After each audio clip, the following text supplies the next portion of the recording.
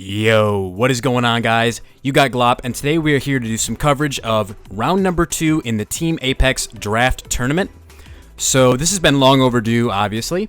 My opponent for this round was Sniper, or Sniper, I don't know how he pronounces it. Either way, on your screen, you're going to see two things pop up. The first of which is going to be a timestamp to when the battle starts, so if you have no interest at all in the team building process, feel free to click on that and skip over to the battle. And for those of you who are still sticking around, the other thing you're going to see pop up will be a roster showing you my team and their team. So as you can see, Sniper's team consists of Tapu Koko, Aegislash, Hydreigon, Slowking, Piloswine, Hawlucha, Clefairy, and Lurantis. So looking at this matchup, I have never been more scared about a draft match in my entire life. Like, his threats just do so well versus the certain weaknesses in my team's defenses, and it makes it really hard for me to have any real defensive counterplay, so I'm really going to have to rely on this offensive pressure in order to overwhelm him. The biggest threats in my eyes, in order, would be number 1, Hawlucha, number 2, Hydreigon, and finally, this will sound a little crazy, but I think Piloswine is a threat. And Piloswine is not a threat because of its offensive presence or anything like that. It's a threat just because of rocks. And Stealth Rock management is going to be one of the most important factors in deciding this match's winner. So to get into that, I'll be going through the team here, and you'll get an idea of why Stealth Rock is going to be so important. But let's start off here with the first member, which is going to be Tapu Bulu. And I figured Bulu would be, an amazing pick here, because if you look at Sniper's team, every single Pokemon on his team gets 2-hit KO'd by Banded Tapu Bulu. He has no switch-ins to this thing whatsoever. You could make an argument for defensive Lurantis, which during a mock I saw can take hits sort of well, but everything comes down to damage rules. I can show you a calc. Basically, Lurantis has a pretty good chance to get 2-hit KO'd by Play Rough. And Woodhammer can 2-hit KO if you've got like 3% of chip on it. So the goal here for this game, obviously, is going to be me getting in Tapu Bulu as many times as possible to just start throwing off some crazy strong Wood Hammers and Horn Leeches to heal up. So the set, Wood Hammer, Horn Leech, obligatory stab. I've got high horsepower there just for the Aegislash. Funnily enough, max HP Aegislash in shield form has a chance to get 2-hit KO'd by Wood Hammer even without Rocks up. But it's just there in case he's running like maybe a more bulky variant, maybe if he has some defensive investment. That's going to help me whittle it down so that Aegislash is not an issue, because Aegislash is kind of scary in this matchup. But as you'll see as we go through the team, I do have ways around it. So the EVs on Tapu Bulu here, we've got max attack. Obviously, we're trying to kill shit. And the speed here is to outspeed maximum speed Aegislash. So timid max speed Aegislash, it's 240. We've got 242, and you might think, well, Glop, you're wasting that one EV. To elaborate on that a little bit, I'm actually using a very specific HP number here. So first off, we're using odd HP because we want to be able to switch into Stealth Rock one more time. Beyond that, we're using a leftovers number. Now, for those who don't know what a leftovers number is, it's a number that's divisible by 16. Now, I know you're going to think 289 isn't divisible by 16, and I'll explain why. So Grassy Surge obviously acts as a pseudo leftovers. We're going to be getting additional healing from that, and the extra 1 hit point, you generally just want to be like 1 above that leftovers number. A lot of that comes down to factoring in with Stealth Rock and everything like that. So that's why the spread is the way it is. The second member of the team here is definitely the most creative, one of the most creative sets that I've ever used. So we got our boy Troy. Anybody who gets this reference, you probably had a childhood. Maybe you know about High School Musical, because we're soaring, we're flying. I'll be here all night. Anyways, so our set here is very interesting, as I said. We're using a basically max Spadef Assault Vest set. And the reason for this is that if you look at my team, I have legitimately no switch-ins to Hydreigon. Like, that thing, if it gets a Nasty Plot up, that's it. Call it a wrap. Everybody dies. So, as you can see here, the way I've EV'd my Tornadus is such that we can come in on Hydreigon. Let's say Hydreigon goes for a Nasty Plot on the switch. Now, you see this damage, you're thinking, okay, well, you're going to die. Well, thankfully, we've got knockoff. So, since we have enough speed EVs to outspeed Hydreigon, and this is, of course, assuming that it's a Life Orb Nasty Plot set, we can knock off the Life Orb, and then we are never going to get KO'd by even modest Draco Meteor at +2. And what this does basically is it allows me to either follow it up with a Hurricane or a Focus Blast if I'm expecting another nasty plot, if he were to expect my U-turn. But more importantly, it just provides a more comfortable switch out into something maybe like my Gastrodon so that I can get off a Toxic, or I could go to Gastro and then pivot back into Torn thanks to the health I've regained with Regenerator.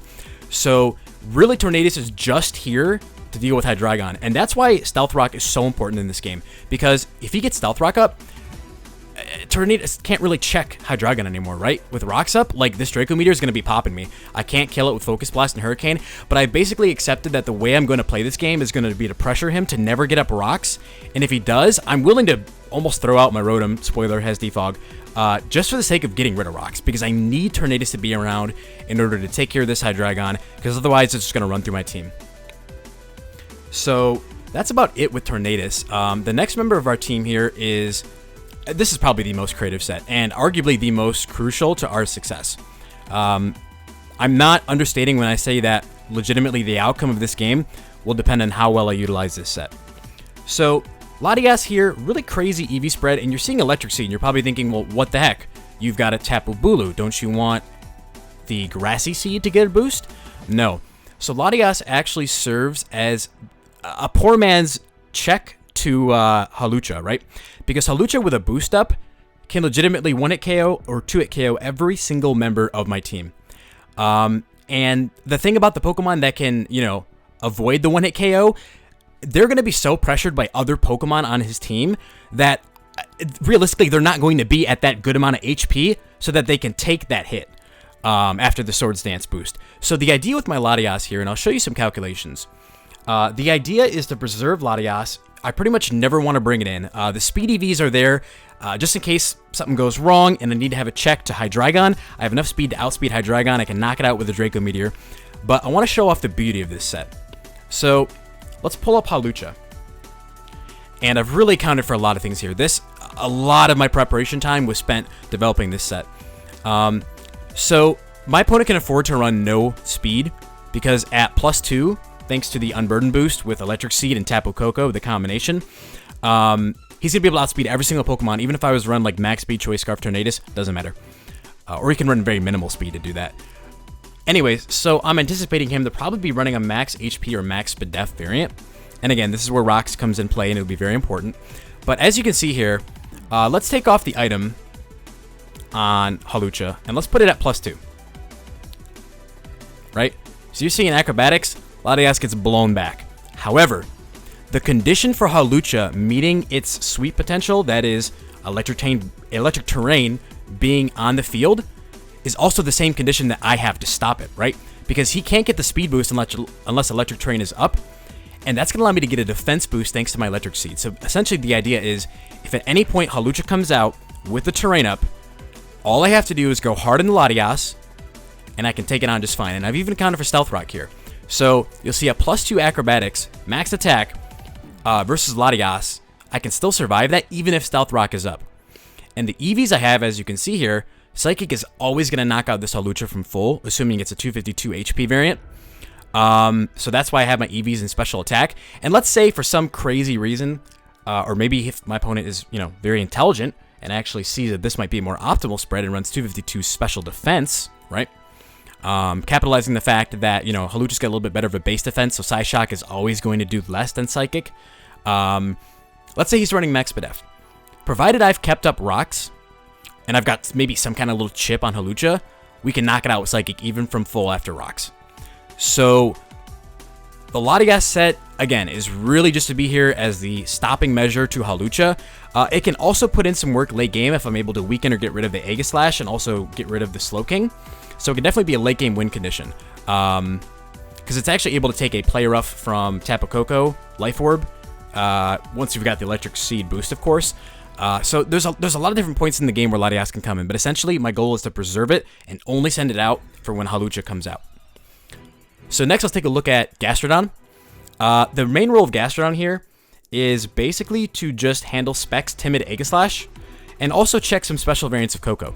So we can always live, I believe it's like a Life Orb or a Specs Grass Knot from Koko, because I assume he might run that coverage, anticipating Gastrodon to be brought. And again, the main draw of it is just handling the Aegislash, as I mentioned. So I'll actually go ahead and I'll kind of illustrate that here for you. Couldn't think of the word. So this is Aegislash Blade, and let's make it timid. So Modest has a chance to 2-hit KO with my spread, but if it's Modest, you know, ideally Tornadus can help, you know, get rid of specs with knockoff. If it's locked into a move, I can kind of play around that. So let's pull up our Gastrodon here. My man Dong. So as you can see, Shadow Ball pretty much never going to 2-hit KO Gastrodon. Even with rocks, it's like, yeah, you're not going to get it unless you get a Spadef drop. So obviously I have to fear that chance of hacks, but it's part of the game we play. I'm trying to calculate for my best odds possible. The remaining EVs that I had outside of HP were put into defense to try to just better take hits from Koko. If I can knock that thing off with Tornadus, because Koko is almost always going to be responsive to Tornadus, it's going to weaken the overall damage output that Koko can do, so that Gastrodon can sort of act as a check to it as well.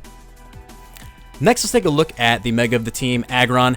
The EV spread here is awfully complex, and I could talk about it a lot, but I'm only going to demonstrate a few very important calcs.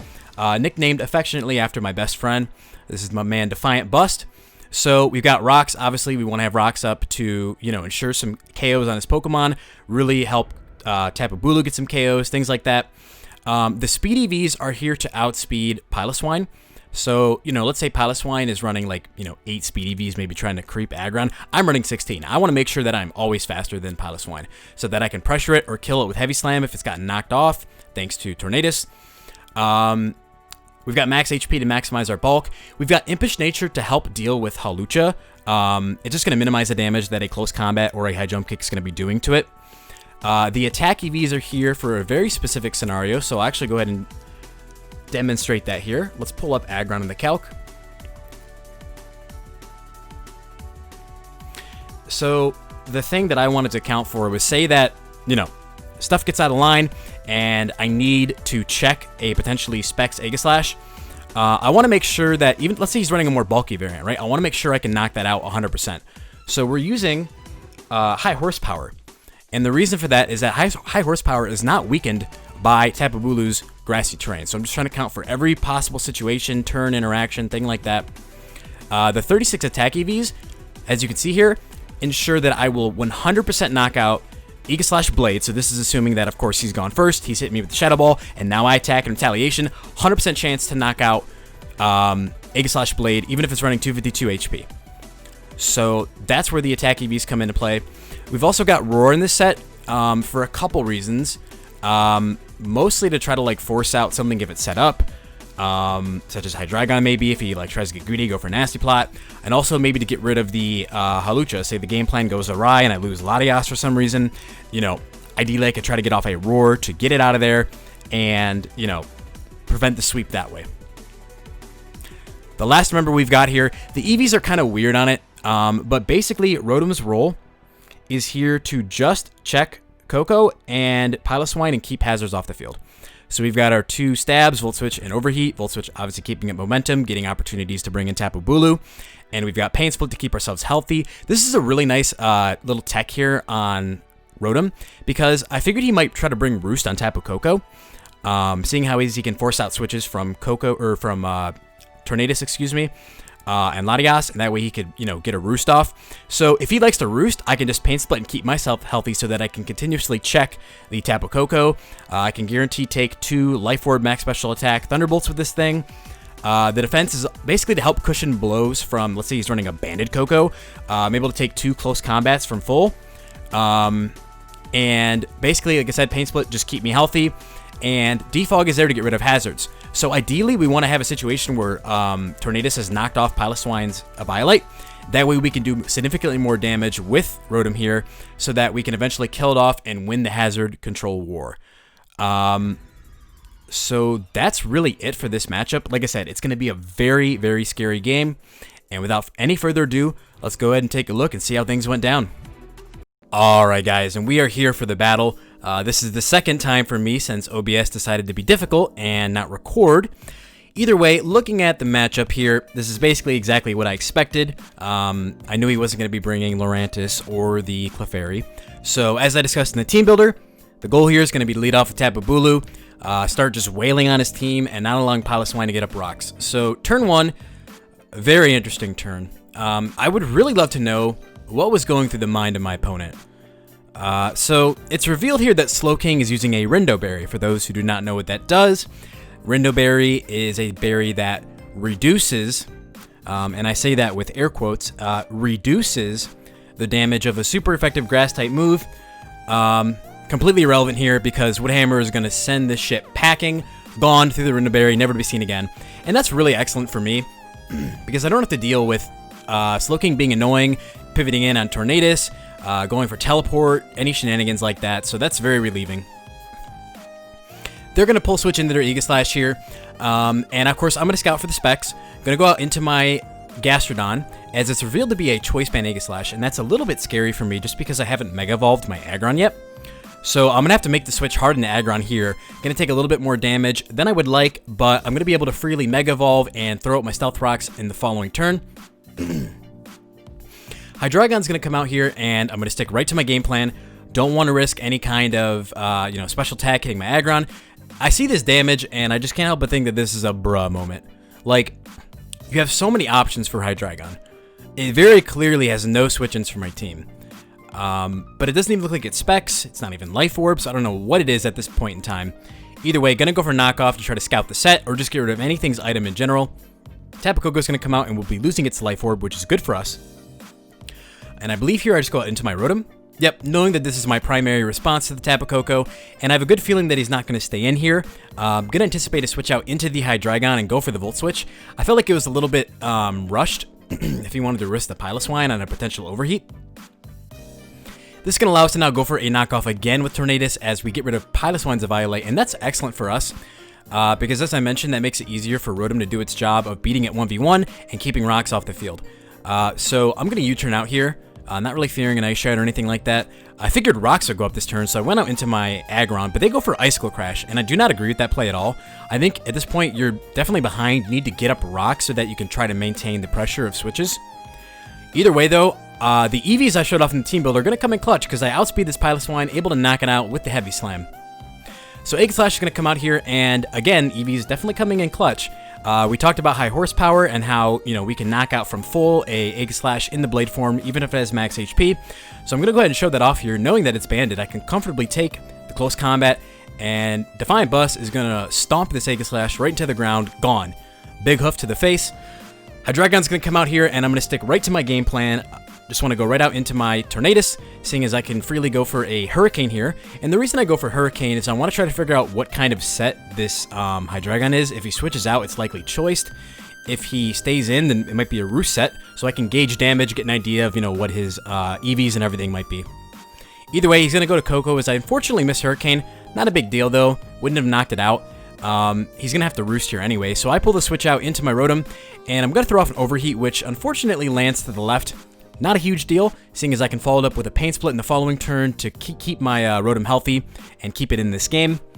So we do just that, and then I believe I followed up on the next turn with another Overheat as a Roost, and we get a 1 in 100 odd here. I actually miss another Overheat. Not too big of a deal, though. The whole point of going for Overheat is just to force the Koko to have to Roost. That way I can get a Volt Switch out into my Gastrodon knowing it's roosting and throw off a Toxic to start basically putting everything on a timer. So he's going to go for Play Rough in the following turn here. I believe do I miss another Overheat? No, I actually hit this one.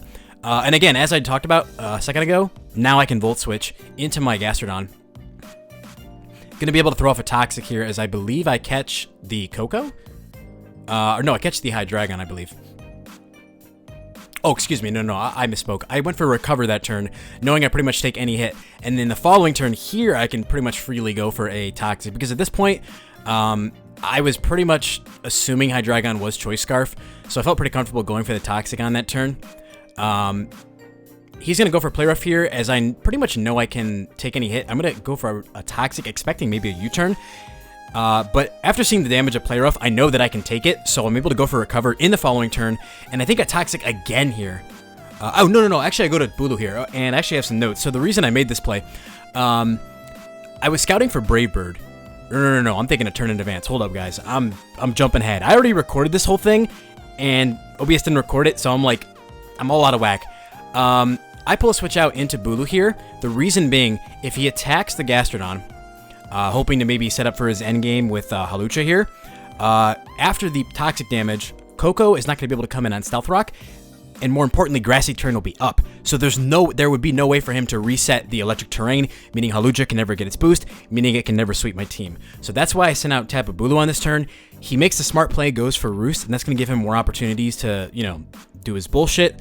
Here I scout for the Brave Bird by going out into my Gastrodon. He makes a switch out into Hydreigon, basically saying that he doesn't have it. It's going to allow him to U-turn, but I'm just going to go for Toxic. If he stays in Hydreigon, I get that thing Toxic. If he goes out to Hawlucha, I get that thing Toxic. And again, I'm not really fearful of Coco, because at this point I'm pretty sure it's a physical variant and it doesn't have Grass Knot. So I'm pretty free to recover here. And right here, I know that the Roost is coming, so I want to basically force a KO. I'm going to switch into my Aggron. Again, knowing that it's physical, I can really easily take this thing on. And so I can basically force a KO in this turn with Heavy Slam. So up to this point, the game has been played pretty much textbook, like flawless. That was an epic voice crack, by the way. I'm not going to edit that out. The game has been played very well up to this point. But what you're about to witness is unfortunately what we call getting lost in the sauce. If I had to describe getting lost in the sauce, I would say that it's like the antithesis of Poggers. It's a feels bad, man. It's a bad time. And unfortunately, that's exactly what your boy here went through on this very turn. So, to kind of put everything in perspective, at this point in the game, I have been outplaying my opponent every step along the way. I know that my boys are in chat. A lot of people in the Discord wanted to watch my match, and whenever I do tournament matches, anything kind of serious, I ignore spectators, so I couldn't see anything they were saying in real time. But I know they were gassing me up. They were like, bro, Glop about to 6-0 this guy, it's going to be hot. And sometimes that gets to your head. And this game breaks my heart. It really does. Watching it, I mean. I want it to be a lesson that even the most seasoned, experienced battler can stumble along the way. There's always room for growth as a player, as a person, and this is a shining example of that. So, on this turn, I'm feeling myself. I think I'm nice. I think I'm somebody else. And I want to just flex on this guy. I'm like, you know what? Let me just roar him out in the SD. He's going to feel so stupid after that. Man, about a forfeit. It's going to be awesome, right? All I had to do was go into my Latias. I got this nice little Latias button right here, right? As we discussed in the team builder, go to it, get the Electric Seed, shit's a wrap. Rocks are up. Even if he's running 252 Spadef EVs, he dies to Psychic. All I had to do was go hard Latias. But I decided to go for Roar. And I want to give my opponent some credit. Taunt is a good prep, expecting a Roar. But what's so damn sad is that I had the next step to the preparation. I had the Electric Seed Latias. I had played the game all the way to this point to secure the victory. And all it took was one misstep to throw all of that away. It's really sad, man. I get taunted, can't do anything about it. I have to go hard Latias here, and because I don't have my seed, I don't get the defense boost. So Acrobatics here is a roll heavily in his favor. And unsurprisingly, he's going to get it, and that's going to be the game.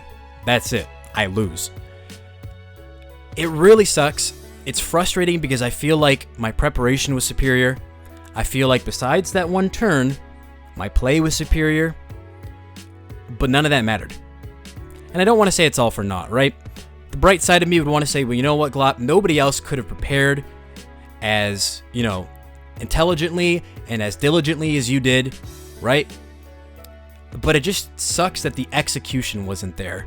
And it's such a simple execution to mess up on, right? It's such a simple little thing. One turn, all it takes. My man Troy here is no longer breaking free. He's going to die, and I'm going to have to forfeit. I could go on with my pity party, but I was really hurting after this. This really crushed me.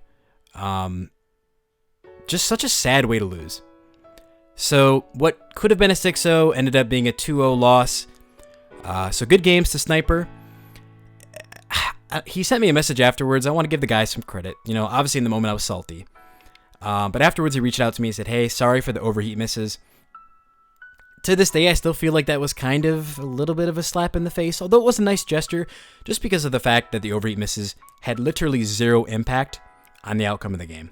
So it's like, why bother saying that? You know, you can just say GG, keep it simple. But at no point did he shit talk, at no point did he, you know, be an ass or gloat about the win. So, you know, I can't bag on the guy. I just wish that things had played out a little bit differently.